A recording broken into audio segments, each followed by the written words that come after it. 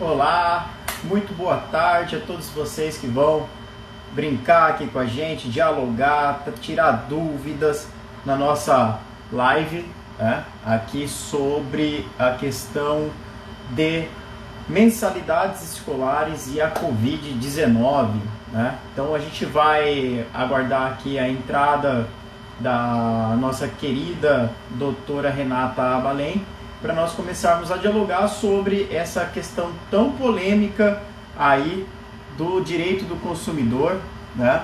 E a situação em que se encontra o país e em especial para esses contratos, tá? Para esses contratos que a gente vai trabalhar aqui, que é de ensino superior, de ensino básico, e vamos dar uma canja aí sobre algumas informações de alguns contratos que orbitam também os contratos educacionais, como por exemplo o contrato que nós temos aí de transporte, né? Então eu vou aguardar aqui a doutora Renata entrar. Doutora Renata entrando, a gente começa a nossa live, tá? Primeiramente eu quero agradecer já aí os amigos advogados, doutor Tiago Ribeiro. Aqui nós temos também a Lucy, nós temos a doutora Renata que acabou de entrar.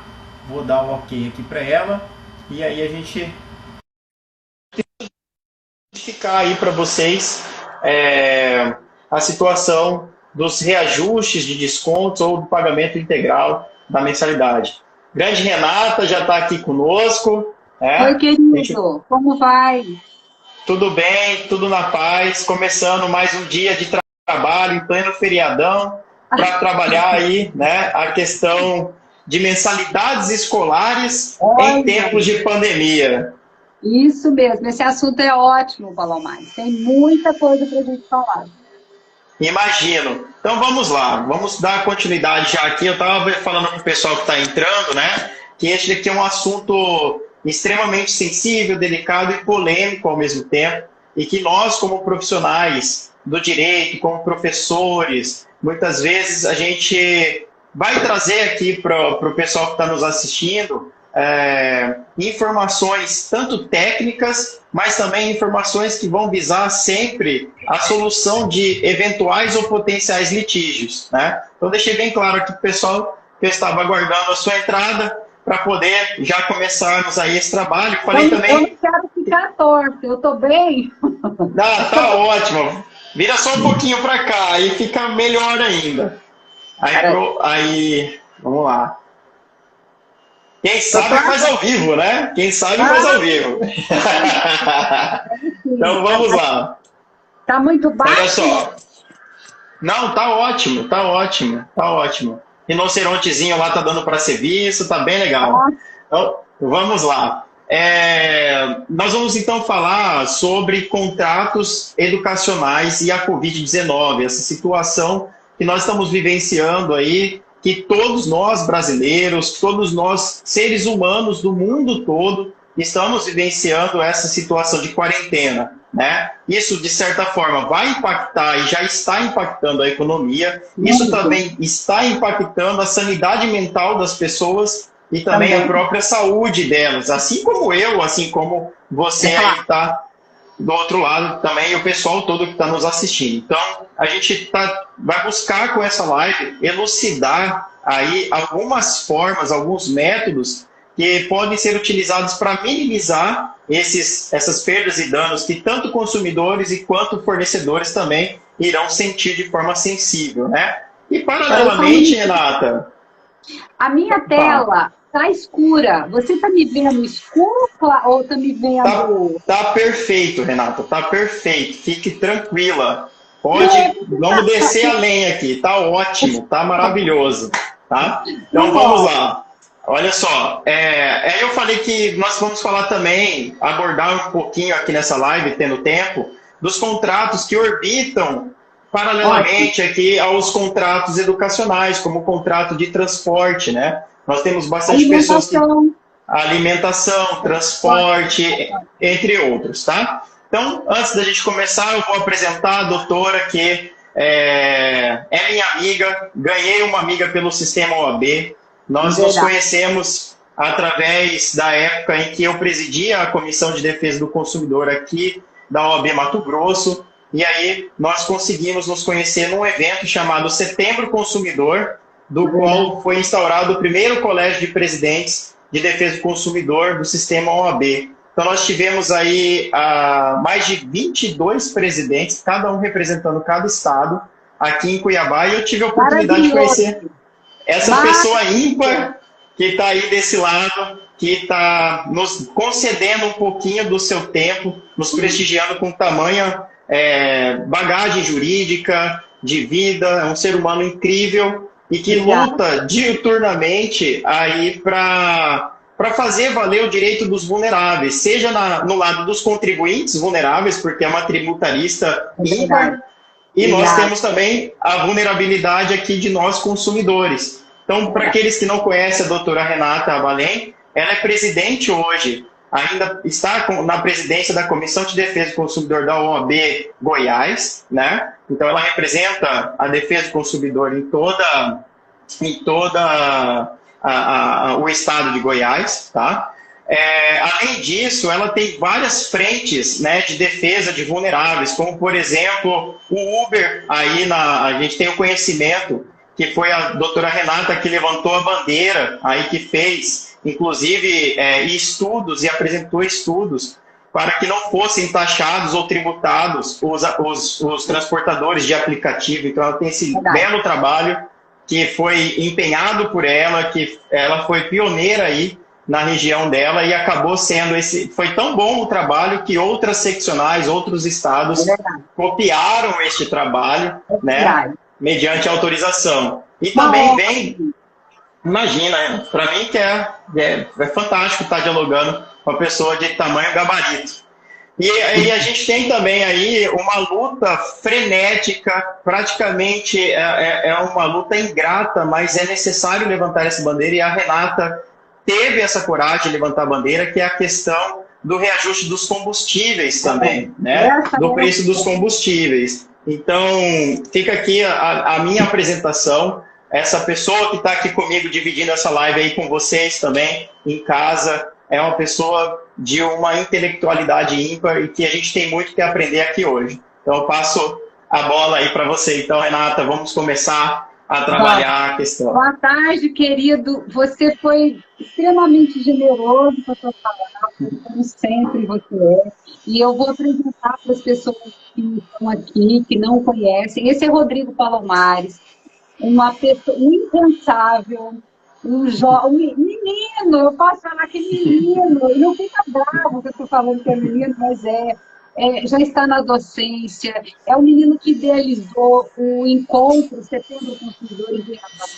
Esse encontro reunimos 20 quantos estados? 22 estados. 22 estados. Foi um marco na minha vida, viu, Palomares? Aquele encontro, eu acho que todos nós que participamos, enquanto presidentes de comissão, nós abrimos o nosso horizonte, porque é muito interessante. Eu estou aqui em Goiás e tenho uma visão, mas o meu colega do Amazonas, ele tem outro problema, e ele tem outra visão, e o meu colega do Sul, e depois desses encontros terem sido replicados de uma forma menor, com um grupo menor, mas não menos agradável, não menos divertido, não menos enriquecedor como foi. Então, o Palomares está na docência, ficou muito tempo em departamento de plano de saúde, de um grande plano de saúde aí. Hoje, dá aula.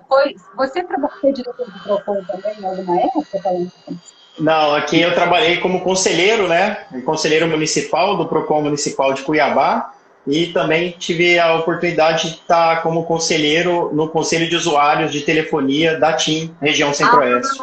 Isso mesmo, é verdade. E aí fez um brilhante trabalho, como sempre. É uma pessoa arrojada, uma pessoa que arregata as mangas, não espera acontecer. É um prazer, meu amigo, estar aqui. E eu creio que eu vou aprender muito com você nesse assunto, que é um assunto tão sensível, é um assunto sensível para nós que somos advogados e é um assunto sensível para nós que somos pais, porque o Joaquim estuda, já não. O Joaquim já está Ó, na escola. o Joaquim já tá na escolinha tá com 2 aninhos, né? Tá no Jardinzinho 1 ainda, bem tranquilo. Estava no colégio, estava na escolinha, tá aqui em casa comigo, agora tirando uma boa soneca. Então, para que fique bem claro para todo mundo que está nos assistindo, eu também estou coadunando aí deste momento de quarentena. Eu tenho filho em escola de ensino básico, eu sou professor de ensino superior, então eu estou sendo direta e indiretamente atingido com as questões aí, com as medidas que estão sendo tomadas pelo governo, com as situações civis que nós estamos vivendo de busca de transacionar com essas empresas e de flexibilizar as regras. Então, eu acredito que eu estou falando praticamente do que eu estou vivenciando. Eu dependo diretamente da faculdade para colocar comida na minha casa, porque eu recebo meu salário de lá. Então, eu sou professor, eu vivo disso há 10 anos praticamente. Tá? E, paralelamente, eu também tenho que pagar uma escola para o meu filho, que meu filho está em casa, que não está tendo serviço prestado. Aproveita enquanto você tem, porque eu tenho 3. É verdade. Mas então vamos lá, Renata.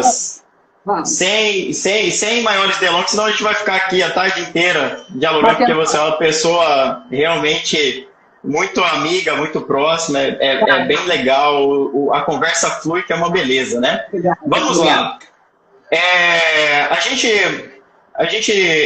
Aqui o pessoal que está nos assistindo percebeu que os comentários estão desativados, mas fiquem tranquilos que no ponto final da explanação a gente vai abrir ao diálogo para trabalhar, tá? Com vocês as dúvidas que porventura apareçam aí durante a nossa explanação. Então a gente tem aí 1 hora de live, os 10 últimos minutos, 15 últimos minutos a gente libera aí para a gente poder tirar dúvidas de casos concretos que possam estar acontecendo diversamente do que a gente vai trabalhar aqui de forma hipotética, né?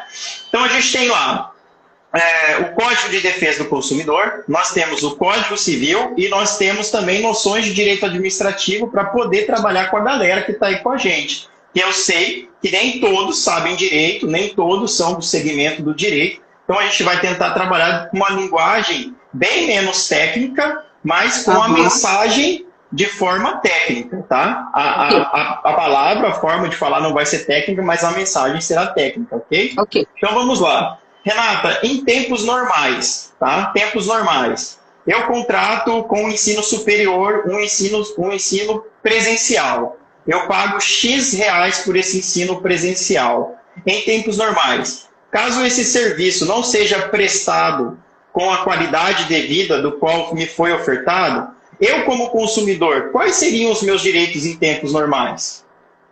Eu quero até dividir essa pergunta sua em 2 momentos. Certo. Em tempos normais, eu contratei uma aula presencial e essa aula ela passou a ser remota. Ok. Eu posso rescindir o meu contrato, pedir até onde eu tive eu posso pedir, quando eu comecei a ter virtual, eu posso pedir a devolução do meu dinheiro de volta e depois eu posso questionar a qualidade do ensino, tá? Em tempos normais, né? Eu acho que você faria a mesma coisa porque eu contratei um serviço e esse serviço que ele não está sendo oferecido da forma como foi ofertado, no tempo que ele foi ofertado, com a qualidade que ele foi ofertado, eu posso rescindir e pedir meu dinheiro de volta. Posso até, esse fornecedor tem até a oportunidade de me passar para outra escola, né? me entregar um outro fornecedor, mas o que o consumidor geralmente faz? Eu faria. Eu pediria a rescisão do contrato e a devolução do dinheiro de volta, às vezes até uma indenização, em tempos normais. Isso, então vamos lá. Eu fiz um contrato de ensino superior. Neste contrato previa que o ensino ia ser, que a prestação de serviço seria fisicamente, né, e no local a ser indicado pelo contratado, né, e paralelamente, de forma unilateral, ele foi lá e alterou este meu contrato para o ensino EAD, tá? Então, em tempos normais, nós poderíamos dizer que isso é um abuso de direito, que isso daí é uma cláusula abusiva segundo o artigo 51 do Código de Defesa do Consumidor, que coloca o consumidor... que coloca o consumidor em desvantagem exagerada. Eu poderia solicitar, inclusive, a revisão do contrato para tentar fazer a manutenção dele, não querendo extingui-lo, né, não querendo rescindi-lo, mas eu poderia fazer vamos dizer assim, eu poderia pedir a revisão desse contrato judicialmente para ter o abatimento proporcional do preço, né? Então nós temos aí várias possibilidades em tempos normais. Então, para a galera aí que está nos assistindo, para você que é fornecedor, para você que trabalha com contrato de transporte, para você que tem escolinha, para você que é dono de universidades, né, que está nos assistindo, advogados, advogadas, civis, que seja, em tempos normais, a alteração unilateral de contrato é tido como abuso de direito, é uma prática ilícita, conforme o Código de Defesa do Consumidor. Desequilíbrio do contrato, oferta uma coisa e não entrega outra. Então, a legislação ela é absolutamente ampla, protegendo o consumidor. Veja, Palomar, em todo tempo, eu acho que se talvez tivesse um advogado aqui defendendo uma escola, talvez contestasse, tem argumentos, alguns, mas na verdade, e o consumidor está baseado na legislação. O que nós estamos falando é baseado na legislação, longe da legislação. Isso. Então, assim, o que eu quero deixar bem claro para o pessoal que está aí nos assistindo é que em tempos normais, o consumidor, somos todos nós, inclusive as empresas também são consumidoras, tá? Eu recentemente até publiquei não chego nem a dizer que é um artigo científico, mas um informativo aí lá na plataforma Jus Brasil, falando justamente do consumidor empresário. Muitas vezes o empresário, ele vê o consumidor como cliente, mas quando acontece qualquer tipo de problema, esse cliente se transforma em consumidor, que aí, por sua vez, o consumidor é um inimigo porque ele tem o Código de Defesa do Consumidor, né? Mas quando ele é cliente e não se confunde com o consumidor, ele é muito bem-vindo. Então, a gente tem algumas situações bem sensíveis nessas relações, em especial essa relação de educação, que é uma relação mista, né? É uma relação blended, vamos dizer assim. É uma relação que eu tenho uma prestação de serviço educacional, em que eu tenho professores, eu tenho todo um planejamento financeiro para executar esse serviço, e eu tenho também, paralelamente, agora em tempos de crise, vamos dizer assim, um planejamento familiar também deste consumidor. Um planejamento em que este consumidor, ele também planejou financeiramente honrar com aquela prestação de serviço. Ele também foi pego de surpresa, assim como fornecedores, tá? Nessa situação da pandemia. Então, nós temos algumas regras para ser desmistificadas aqui para todos, em especial algumas portarias do MEC, que é o Ministério da Educação, que é responsável aí por regular toda a educação do nosso país, né? Respeitadas as competências estaduais e municipais e distritais, que a gente não vai abordar aqui para não levar muito tempo, né? São questões extremamente complexas de tecnicidade, mas eu acredito assim, antes da pandemia, o que é que vigorava, Renata? Para o ensino EAD. Podia o curso, vamos lá, para o curso do Direito, que é o curso que a gente tem o domínio. No curso de Direito, poderia a sua grade semestral ou anual ser até 30% em regime EAD. Tá? Então, o MEC, ele autorizava você ter o ensino até 30% em EAD. Isso não significava que você ia ter 30% de desconto na sua mensalidade. Isso significava que o serviço poderia uma faculdade, tá? Uma liberalidade das faculdades, de poderem, ou faculdades, universidades, entendam o ato de senso, tá? De poderem prestar o serviço tanto de forma presencial quanto de ensino à distância, só que com um planejamento didático, né, com um planejamento para que houvesse aí o cumprimento da carga horária e as metas aí da prestação do seu serviço. Com você, tá? Então, eu quero perguntar para você, porque essa parte administrativa e de... Eu não domino. Quando o MEC vai e fala EAD, ele elenca a característica do EAD. Sim. Então, ele não fala que não é remoto, porque o remoto entrou agora por causa da pandemia. Certo. Então, o EAD, ele tem toda uma especificidade, né, que é abordada pelo MEC. Então, existe uma confusão com relação a esses consumidores. Por quê? Existe a diferença, o que é ensino à distância e o que é ensino remoto. O ensino remoto é o que nós estamos vendo agora, em virtude de pandemia, em virtude que as escolas, muitas, 80% ou mais das escolas no Brasil, não têm condições de prestar de EAD. Então, está prestando um serviço remoto. Você concorda comigo? Tá. Concordo. E até aí, quando você falou sobre do MEC, até aí, o ensino EAD, ele tem as características que são distantes do remoto e que não englobam aí. Então, se eu estivesse no período antes da pandemia, e tivesse no meu contrato que eu pudesse ter em EAD, mas a faculdade, a universidade me apresentasse um remoto, eu também poderia questionar. Concorda comigo? Concordo contigo, sem sombra de dúvidas. Mas vamos... Fala. Não, é porque existe uma confusão muito grande no que é que se está oferecendo.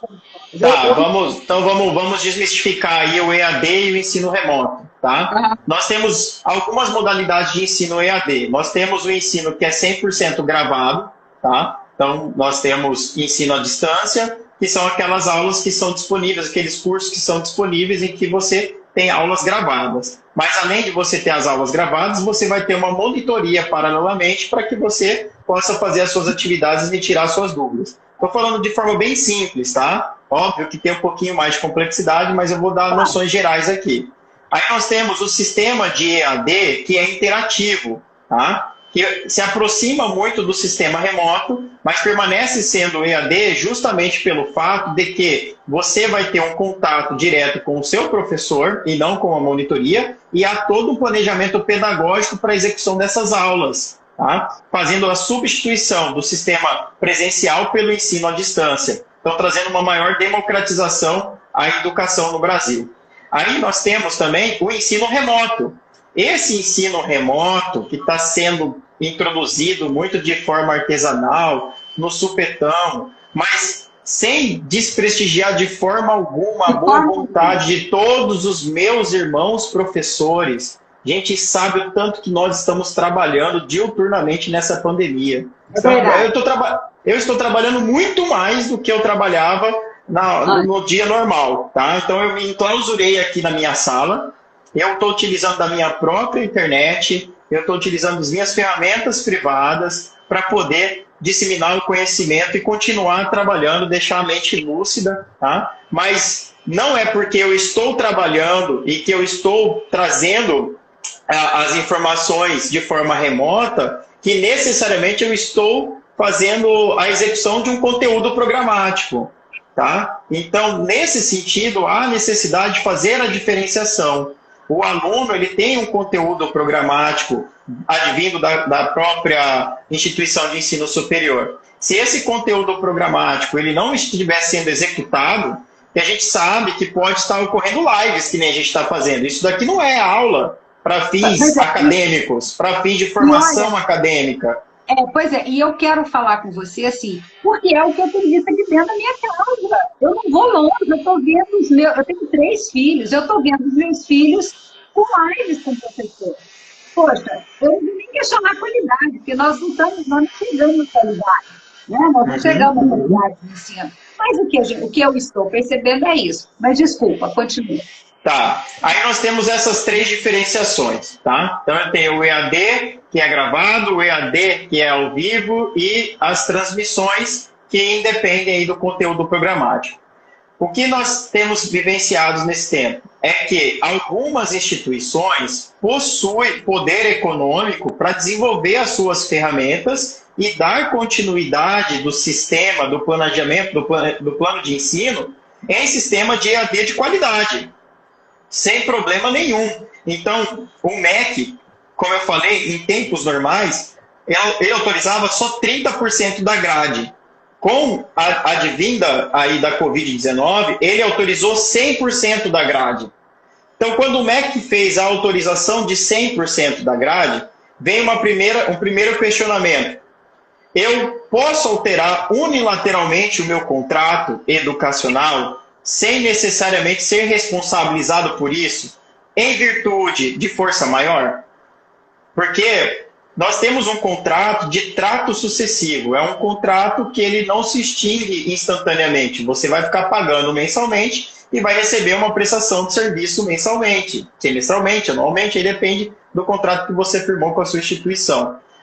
Então, se a instituição ela não parou de prestar este serviço, se a instituição ela tem o poder econômico de dar continuidade com a prestação de serviço baseado no planejamento pedagógico inaugural, e o que houve a alteração foi do físico para o sistema de EAD, tá? Regulamentado pelo próprio MEC, existe aí uma percepção que não houve a diminuição na qualidade da prestação de serviço. Esse é um ponto. Tá? Então, o serviço continua sendo prestado, ele é prestado de forma que haja qualidade, tá? Porém, está sendo prestado em regime de EAD. Aí nós vamos ter vários outros impactos financeiros nessa situação. Né? Tem o impacto financeiro de que eu vou ter um aumento da utilização, exemplo aqui em Cuiabá é muito quente, do ar-condicionado da minha sala, eu vou ter um aumento aí da situação do pagamento de planos de internet, entre outros. Então, isso são problemas que a prática está trazendo para nós agora, neste momento.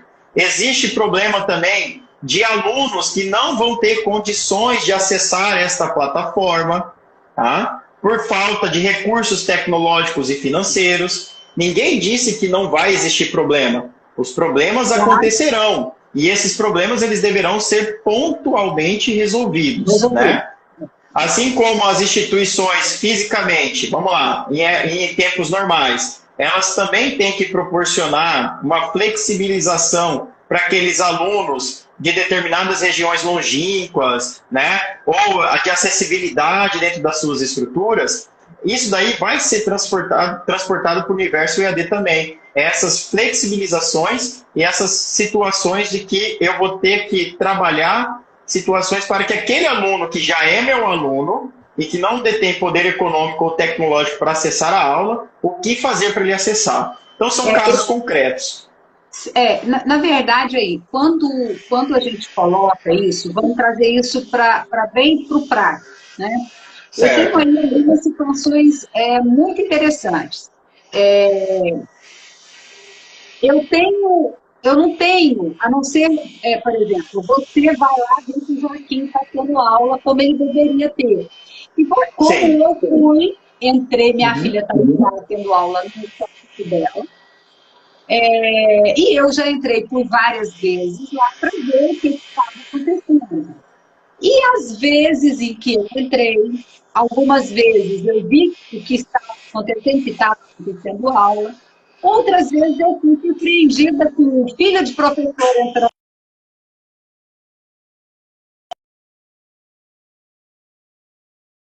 Olá, você me ouviu? Então, a professora está dando aula, entra o filho da professora, conversa, e os alunos ali vindo aqui. Nos primeiros dias que a minha filha teve aula, ela está fazendo o segundo ano do segundo grau. Ela chegou para mim e falou: mãe, eu já vi essa matéria, eles estão repetindo a matéria. Inclusive, eu numa ponderação, acho que até numa entrevista e até no meu Instagram, eu postei, porque ela falou, a aula está sendo requentada. Então, como é que o pai, a não ser que o pai esteja atento ali, ele vai mensurar a qualidade, porque ele tem que mensurar a qualidade. Você está me ouvindo? Estou ouvindo, pode falar. Tá. Então, ele vai mensurar a qualidade. Então, eu vou trazer essa situação para o meu dia a dia. Eu sou consumidora. Eu cheguei lá no quarto da minha filha e vi aquilo ali. E fotografei. E isso aí é prova para que eu demonstre que a aula não está sendo dada com qualidade. No meu entendimento, é prova. A escola tem culpa? Não. Minha filha não tem um computador no quarto dela. Eu não me preparei para isso. Ela está pegando aula no celular, ela está assistindo aula no celular. É desagradável? É. Então, assim, nós temos um problema lá e temos um problema aqui. Nós temos um problema no começo e na ponta. E uma de problema. Então, agora, Palomares, que fique bem claro, né, Renata? Que fique bem claro que as pessoas, elas estão tendo boa vontade. O professor que está com o filhinho no colo dando aula, ele tem a boa vontade de dar aula.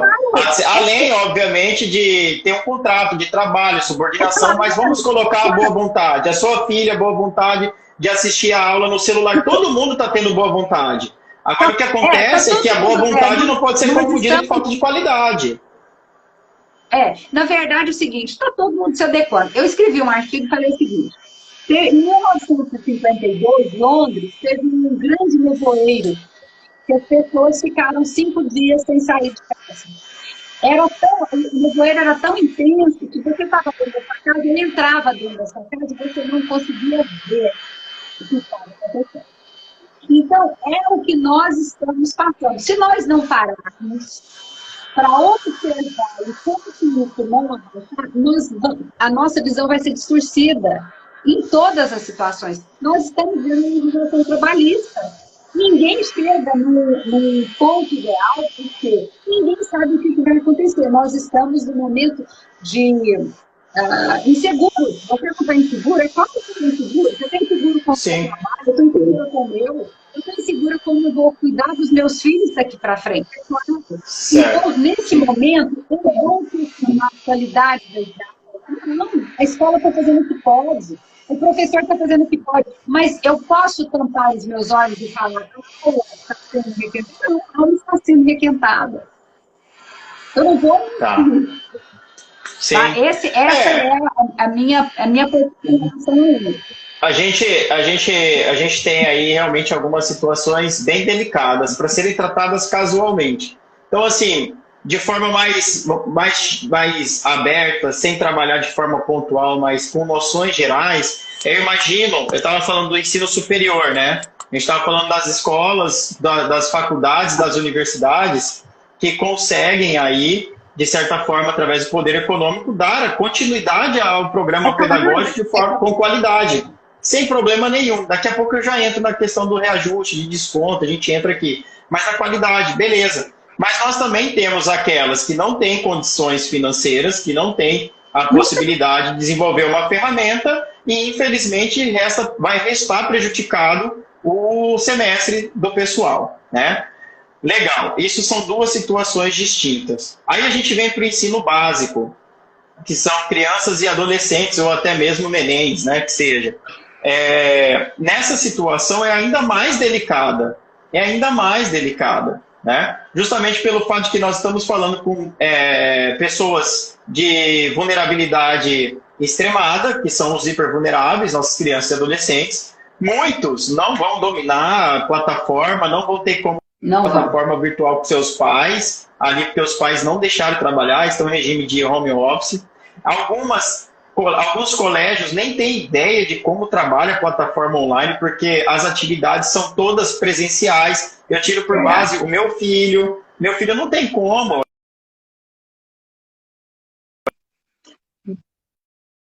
Banana, pintava, fazia desenvolvimento mecânicos e tal. Então, assim, intelectuais também, mas ali não tem como. Não tem como você impor a mesma qualidade da prestação de um serviço que não tem como ser realizado por incompatibilidade natural.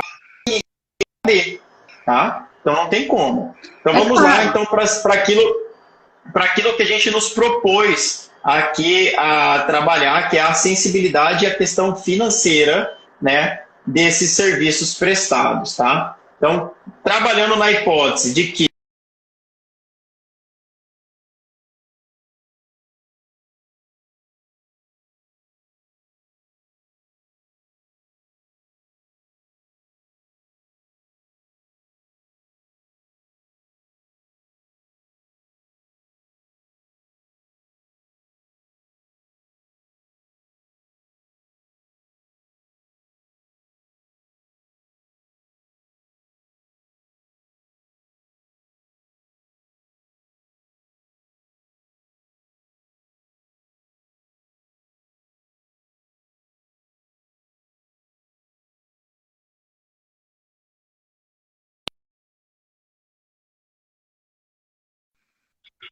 Falou? Falou? Ó, falhou.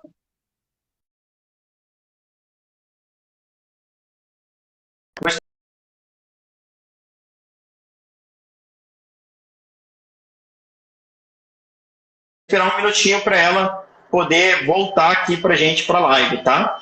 Voltou, aê, voltou, você tinha dado uma travada. Mas vamos lá. É. Mas foi só travada virtual, não foi travada de bebida, não. Fica tranquila. Vamos ver. Pois é, verdade. Esqueci desse detalhe. Só um vinho, né, de vez em quando. Mas vamos lá. Vamos lá. Então, trabalhando nas hipóteses aí de que o MEC autorizou 100% o EAD e ele também autorizou diminuição do número de aulas, mas com a manutenção da carga horária, né? A gente tem algumas hipóteses a serem trabalhadas. Vamos às hipóteses, então. Você está falando pré-alfabetização, alfabetização, aonde que é que você está? Vamos começar de cima para baixo. Vamos começar de ensino superior, chegando até o ensino fundamental, o ensino básico aqui, tá? Se eu errar a nomenclatura dos ensinos aqui embaixo do ensino superior, é porque eu sou pai novo, então eu estou me acostumando ainda com a nova nomenclatura, tá? Então a gente tem aqui, no ensino superior, é evidente, tá para sair uma outra norma técnica, tá? De que a suspensão da situação da presença, obviamente que vai impactar nos recursos da instituição. Isso vai impactar de várias maneiras, é algo extremamente complexo, tá? Algo extremamente complexo. Mas é presumível que, da mesma forma que vai impactar diretamente com novas matrículas, novas adesões, também vai impactar positivamente com a diminuição de serviços terceirizados, vai também impactar diretamente com a diminuição dos serviços essenciais, como conta de energia, conta d'água, né? E assim sucessivamente. Não vai ter como haver a diminuição, salvo aquelas hipóteses legais de redução de salário, né? Que aí está sendo autorizado pelo governo federal a redução de até 70%, 50% do salário dos funcionários que estão em regime CLT, tá? Então, partindo da premissa que haverá essas certas reduções, partindo da premissa também que houve um aumento no custo dos consumidores, a melhor alternativa para aqueles serviços que continuam sendo prestados de forma em EAD, só que com qualidade, é achar um denominador comum entre fornecedor e consumidor, com abatimento proporcional do preço por conta da redução desses custos. Mas também não podemos deixar de lado que houve grandes investimentos dessas empresas também para poder ter essa plataforma aí de forma de qualidade. Agora sim, eu vou longe lá e eu vou falar de finanças, tá? Tá. A primeira coisa que nós não vimos até agora foi o seguinte: nós não vimos linha de crédito, incentivo ou subsídio para escolas. Primeira coisa que nós vamos fazer é ter visto isso. Nós não vimos. Okay. Ele vai ter que se debruçar em cima disso aí. Ponto. Sim. Segunda coisa, nós tínhamos, antes da pandemia, 14 milhões de desempregados no país. Esses desempregados, eles estavam... O brasileiro é um sujeito, ele é uma pessoa, ele se vira, ele faz bico, ele faz o que for. E ele cumpre as obrigações. Tá? A tentativa, o que eu tenho visto em todos esses anos de trabalho do consumidor é que o consumidor ele tem boa vontade. E eu acredito que você, assim, em raríssimos casos, a gente vê um consumidor que tenha má vontade. Ele tem boa vontade. E o que acontece? Esse consumidor, 14 milhões de desempregados dentro de uma pandemia. E aí eu tenho uma pandemia. Esse cara que desempenhava uma outra atividade, que ele era empreendedor, que ele não tinha trabalho, ele vai ficar como? Então, nós vamos viver uma situação de pós-guerra. E eu estou mencionando isso porque, filosoficamente, nós temos que pensar nisso. Nós temos que pensar no pós-guerra, economicamente, o que foi que o mundo viveu. É claro que hoje vivemos uma pandemia significativa. Eu tenho condição de fazer qualquer coisa, vender, trabalhar na internet, trabalhar das sua casa. Você tem condição de fazer isso. Só que nós vamos estar presenciando, Palomares, e nós já estamos presenciando uma ruptura econômica nas famílias. Eu atendo médicos que não estão atendendo consultório, dentistas que não estão atendendo consultório, psicólogos que não estão atendendo consultório, advogados que não estão trabalhando. Ponto. Esses pais, por mais que eles sejam profissionais liberais e eles têm às vezes não sabem, eles vão ter como manter os filhos na escola com o mesmo preço? Eles não vão. Bem um detalhe interessante, Renata, que eu fiz bastante reflexão esses tempos, né? Até está sendo permitido refletir, em razão de estar tanto tempo em casa, de que o preço fechado do contrato educacional ou de qualquer contrato, meu preço de prestação de serviço, o preço de um produto em si que é colocado no mercado, aquele preço normal, aquele preço inicial, em especial agora do contrato de educação, né? Ele já estava embutido nele o lucro também dessas empresas. Eu quero lembrar você que sobras, lucros. Várias escolas fazem a matrícula em outubro. Sim. Então, assim,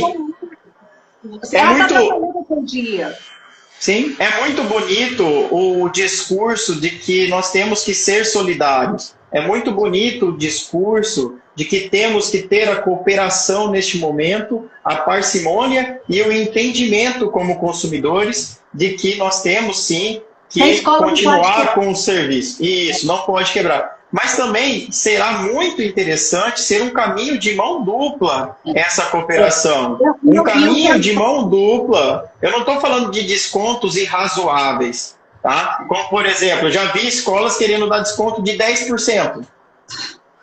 O que isso daí vai significar? Só para falar que deu desconto? Não, tem que ser um desconto real. Tem que ser uma situação... Só concluindo. Eu achei que nós já está longe demais nós falando um pouco. Primeiro, eu sou contra a nota da Senacom que recomendou aos consumidores que não pedissem desconto. Eu sou contra aquilo aí. Para mim, a Senacom, os PROCONs, o Ministério Público, eles erraram. Eles deveriam ter emitido uma nota falando assim: escola, consumidor, agora é a vez de vocês se entenderem, agora é a vez de vocês olharem nos olhos. Agora é a vez de você conhecer a galinha dos seus ovos de ouro, porque o pai do aluno, ele é a galinha dos ovos de ouro da faculdade, da escola, do berçário, o que for. Agora é a hora. Ninguém está aqui pregando a quebra de escola. Ao contrário, mas equilíbrio contratual. Qual que é o equilíbrio contratual que se busca agora e que é princípio do nosso Código de Defesa do Consumidor? Sim, sim. Equilíbrio de forças. Então, nosso escritório em São Paulo, nós estamos trabalhando para uma escola que tem de pré-educação até primeiro grau completo. A escola, quando aconteceu isso, a escola nos contratou e saiu na frente. A escola nos contratou para fazer crise com os clientes dela. Olha, eu quero negociar com os meus consumidores. Eu tenho contrato com vocês para vocês. Nós estamos negociando, mas o que acontece? A escola saiu na frente, a escola não endureceu. Sim. As escolas endureceram. Sim. E falaram que nós não vamos dar desconto, porque o PROCON falou para não dar desconto. São situações realmente, são situações pontuais, né? Mas, assim, Renata, se existe essa dificuldade, para pensar também vamos parar para pensar como a escola. É preferível receber um valor que vai honrar com os meus custos operacionais, pelo menos nessa situação transitória, ou é preferível eu brigar e não receber nada? Mas sabe o que vai Então, acontecer? O aluno vai migrar. Eu fiz uma live com alunos do Centro Acadêmico de Direito aqui da PUC. O que aconteceu? A PUC não falou nada como se fosse negando a respeito. O curso de Direito, a grade dele, é mais ou menos R$ 1.700. Tem uma faculdade, aqui uma outra faculdade, com os mesmos professores, que paga 700. Esses alunos vão para onde? Eles vão para quem paga 700. Então, agora é a hora do fornecedor conquistar o consumidor. Agora é hora de pegar o consumidor no colo e falar assim, vem cá, consumidor, você está desempregado, mas agora é a hora que eu vou te dar a mão. Só que ano que vem, eu quero que você fique aqui comigo, eu quero que você olhe para a minha instituição. Simples. Eu vejo também, eu entendo esse posicionamento, mas eu vejo mais, assim, nós vamos passar por um período que pode ser médio, ou que pode ser curto. Nós podemos estar caminhando para o fim já desse período agora, dia 30/4, ou nós podemos passar mais 30 dias, 40 dias, a gente não sabe o futuro. Então, eu tenho defendido em alguns pareceres que o pessoal tem me pedido, que algumas entidades de defesa do consumidor têm me pedido e tal, que não convém aqui falar o nome por questões éticas ainda, que não foram publicados, mas eu tenho me posicionado no seguinte sentido: não é o momento de pensar em lucro, não é o momento de pensar em sobras para aquelas instituições sem fins lucrativos. Então, se você quer sobreviver no mercado, se você quer continuar no mercado após a pandemia, saiba dialogar com os seus clientes, leia-se consumidores. Os consumidores, eles não querem neste momento, eu não vou falar por todos, porque eu não tenho procuração para falar por todo mundo, mas eu estou falando aí pelo estudo, eu estudo de relações de consumo há mais de 10 anos. Eu sou professor de Direito do Consumidor há mais de 10 anos. Eu tenho vários artigos escritos, publicados em revistas, em livros. Então eu sei do que eu estou falando. Eu não domino totalmente o assunto, porque a gente nunca domina o assunto como um todo, mas neste momento eu acredito ser a melhor solução utilizar dos sistemas multiportas que nós temos no Brasil, como mediação, conciliação, arbitragem, transação entre as partes, e que os fornecedores deixem de lado, né, aquele pensamento de que vão abrir precedentes. Não vão abrir precedentes, pelo justo fato de que isso é uma situação transitória. É uma situação transitória. Então, essa transitoriedade tem que ser também trabalhada de forma transitória. Então, se você quer sobreviver no mercado, se você quer realmente ter cliente pós, ter respeito, ter a sua imagem, se a sua imagem se você não quer macular a sua imagem, é o momento de você saber conversar com o seu cliente, abrindo mão do lucro, abrindo mão, tendo aí pelo menos então somente a situação da prestação de serviço com a cobrança dos seus custos operacionais, para você sobreviver também a essa pandemia. Porque de nada adianta você querer ser irredutível e não sobreviver. Então, eu sou consumidor. Eu sou consumidor lá da escolinha do meu filho, né? A escolinha está fazendo de tudo para prestar o serviço. Está dando atividade toda segunda-feira, semanalmente, está ensinando os pais o que tem que ser feito. Legal, mas eu não acho justo eu pagar 100% da mensalidade. Também acho que não. Não acho justo pagar 100% da mensalidade. Primeiro, lá meu filho comia lá. Ele tinha 3 refeições, no mínimo. Ele está comendo na minha casa. A escola está fechada, então não tem custo de manutenção com limpeza, não tem custo de manutenção com ar-condicionado, com energia elétrica, não tem custo com a água, até porque nós temos algumas políticas. Ela vai, com certeza. Então, esses custos podem ser repassados para mim, sem problema nenhum. Mas diminua a mensalidade para que eu pague os seus custos e você sobreviva. E no momento posterior, eu continue com meu filho matriculado e vou ter o maior prazer de voltar a pagar integralmente a mensalidade, sem sombra de dúvida. Isso é princípio da dignidade humana, porque você merece. Você tem que buscar a sua dignidade. Isso. A partir de agora, Renata, eu vou ativar os comentários aqui para o pessoal que quiser participar, tá? Então, porque faltam 10 minutos. Nós temos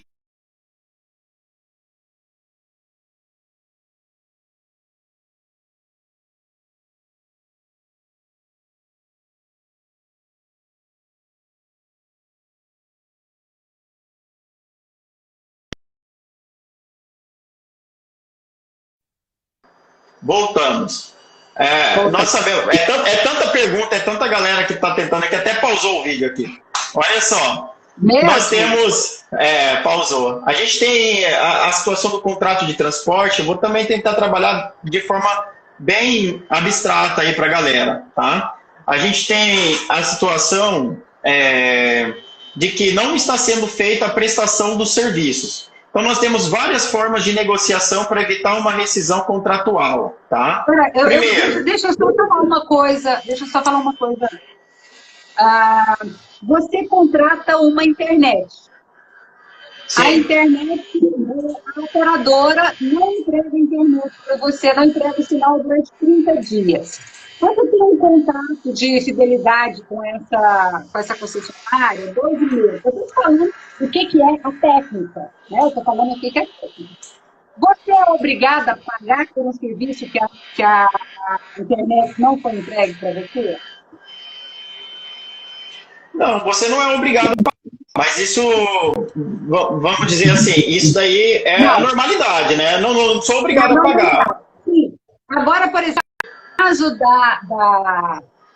do transporte, o que é que você tem que fazer? Você sabe que ou contrato ou não, aqui em Goiás, acho que 60%, pelo menos foi essa a informação que eu tive, do transporte, ele não é contratual. A pessoa faz 2 meses, faz 3 meses, ela não faz um mês. Então, aí a van não prestou o serviço. Você tem que pagar. Se fosse numa época normal, você não teria que pagar. Isso é o Código de Defesa do Consumidor. Eu não estou inventando. Isso é o Código de Defesa do Consumidor. Agora, você vai ajudar a piorar a situação do tio da van? Não. Você não quer. Eu, por exemplo, tenho uma passadeira aqui em casa. Ela não está vindo, faz um mês. Eu estou transferindo dinheiro para ela, porque eu quero manter a minha... Os pais que conseguem o serviço, pagar pelo serviço, mesmo o serviço eles devem fazer isso. Todo o tempo que nós temos falado é isso, negociação. Agora, a gente está gastando combustível, que é o insumo mais caro que ela tem? Não. Ela está gastando profissional? Não. Ela pode dar um desconto? Sim. Ela pode dar um desconto. Sim. Então, esse é o meu discurso. Existe nesse caso da van, Renata, e o pessoal que está nos assistindo, eu estou vendo o pessoal falando que está ruim o áudio, aí o seu áudio, Renata, até mandaram aqui no meu WhatsApp já também, mas não sei se é o seu ou o meu, mas falaram que estava um pouquinho ruim o áudio, mas tá beleza, agora a gente já está caminhando para o final, eu vou deixar disponível a nossa live também no meu Instagram, no meu YouTube, tá? Então quem quiser pode se inscrever lá no meu canal do YouTube, que vai estar lá à disposição de vocês, a nossa live, 24 horas por dia, 365 dias. Então, a partir de hoje, inclusive, eu já vou subir essa live para deixar à disposição de vocês todos lá no meu Instagram, no meu YouTube, perdão. Inscreva-se lá, o canal é Professor Palomares, tá? Mas vamos voltar. A questão da van ou do ônibus, seja transporte, tá? Se ele não está prestando serviço, olha só, por uma questão de força maior, a questão de força maior é excludente de responsabilidade civil e ele é tido como um fato futuro, tá? Então, eu não tinha como prever, aconteceu, e isso daí quebra o nexo de causalidade de qualquer tipo de responsabilização. Legal. Então, para eu não perder os meus clientes, como que eu vou pensar? Eu não tenho como obrigar ele a me pagar 100%. Porque se eu obrigar ele a pagar 100%, ele vai falar, cara, não vou pagar, você está me cobrando 100% de alguma coisa que você não está prestando, não vou pagar, me executa na justiça. E aí o fornecedor vai perder. Não é que ele vai perder a ação, ele pode até ganhar uma ação executando a multa do contrato, em hipótese remotíssima. Mas vai demorar uns 2, 3 anos um processo desse daí, para ele receber uma multazinha, isso se receber. Tá? A probabilidade de ele ganhar uma ação dessa é de uns 20%, ou até menos, estou sendo otimista aqui. O consumidor pode rescindir um contrato. Pois é, a melhor solução, vejo eu, como professor, como advogado, seria, olha, eu vou manter o valor de 100% neste momento, mas esse serviço que não foi prestado durante esses dias, eu vou repor lá na frente. Ou aí o consumidor fala, não, para mim não interessa, eu não sei se lá na frente o senhor vai estar com o transporte ainda, eu não sei se a universidade vai estar ok, eu não sei se o colégio vai sobreviver, então eu não quero esse serviço prestado lá na frente. Legal. Então vamos para o mesmo raciocínio aí das universidades, dos colégios. Qual é o seu custo? Qual é o custo dividido por cabeça sem o lucro? Vamos pagar o seu custo operacional para que o senhor sobreviva, para que a senhora sobreviva. E aí, passando esse tempo de pandemia, nós voltamos às cláusulas. Aí, eu não vejo óbice algum, porque aí nós vamos estar falando justamente de pôr em prática a boa-fé objetiva que está no Código de Defesa do Consumidor. Agora está todo mundo ferrado. Está todo mundo full. Desculpa, está todo mundo ferrado. Todo mundo está tendo prejuízo. É verdade. É todo verdade. mundo. Então vamos aprender a compartilhar os prejuízos. Aí nós temos aqui, um colega colocou aqui uma coisa que é bem bacana. Ele colocou aqui, ó. O transporte também tem seus gastos. Os impostos continuam sendo pagos mensalmente, seguro do veículo, etc.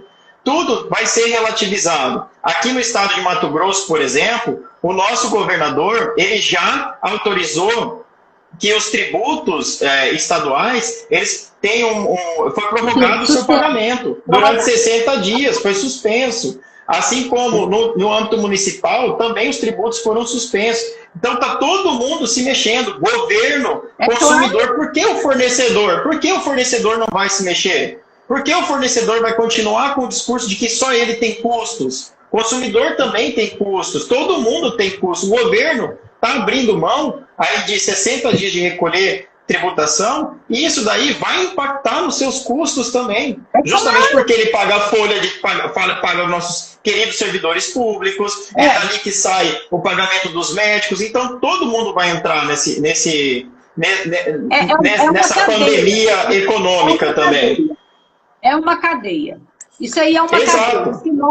Se nós não agirmos com ponderação, com negociação, a primeira coisa que vai acontecer é o seguinte, nós vamos perder o nosso consumidor. Legal. A Sônia falou assim, suspendeu, mas nós vamos pagar depois. Legal. Tem o total que a gente está tendo aí desse desconto dos tributos durante 60 dias, depois cobre lá na frente. Suspenda o pagamento dos seus... O tributo foi suspenso 100%. Você conseguiria suspender 100% de sua mensalidade? Entendeu a pergunta? Então, são relações diferentes. Uma é relação tributária, de custo, outra é uma relação prestacional. E outra coisa, essa questão do custo, ela é inerente à atividade do prestador. Né? Então, isso aí é uma coisa que a gente não vai... A gente não vai chegar a uma verdade absoluta aqui. A gente não vai conseguir todas as respostas aqui numa live de uma hora. Eu penso o seguinte... quem está me procurando? Eu advogo para consumidores e advogo para fornecedor na negociação com consumidores. Nós fazemos gerenciamento de crise. Então, qual é a minha posição? O que eu estou adotando para ser rápida? Eu estou adotando a negociação. Nós estamos em gerenciamento de crise. Vamos lá, a gente tem 1 minuto e meio. Se eu presto serviço para uma associação de transporte, eu vou chegar, a associação, ela tem que antecipar, ir em cada consumidor dela e propor a negociação. É o que ela tem que fazer, como a escola tem que fazer, como não esperar o consumidor ir lá com o pires na mão. Isso é muito humilhante. Sim. Uma outra pergunta aqui, Renata, bem bacana, do pessoal que está nos assistindo. E o cursinho pré-vestibular? Né? A gente tem aqui, que passou as aulas online. Como eu faço para rescindir o contrato? Vou repetir, nenhum direito foi revogado com a pandemia. Tá? Nenhum direito foi revogado com a pandemia. Então, se você quiser brigar por uma rescisão contratual, você tem todas as discussão. Se você não quiser brigar no judiciário, você pode tentar uma mediação, você pode tentar uma conciliação, você pode tentar um distrato extrajudicial, ou se você, na impossibilidade dessas situações, você vai procurar um profissional da advocacia e vai ajuizar a sua competente ação pedindo suas perdas e danos. A outra situação que nós temos aqui que colocaram: qual o caminho para negociar com uma faculdade que não quer negociar? Mas como desfazer o contrato de medicina? Por exemplo, o caso de medicina é um caso bem delicado, pelo fato de que aqui na medicina não há possibilidade de ser 100% EAD, né? Tenho 15 segundos aqui, não vai